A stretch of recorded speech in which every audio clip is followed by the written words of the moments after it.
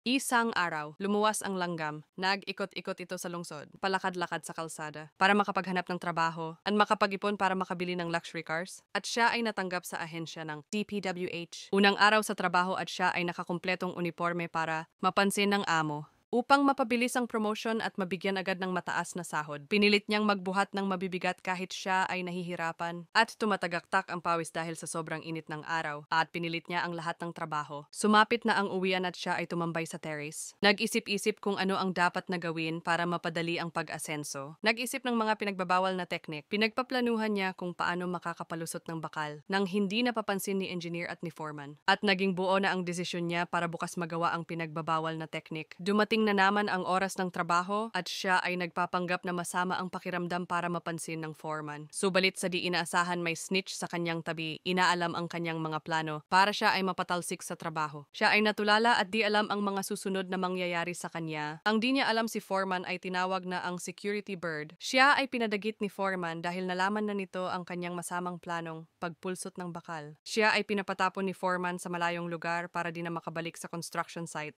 Lesson learned, wag gumamit ng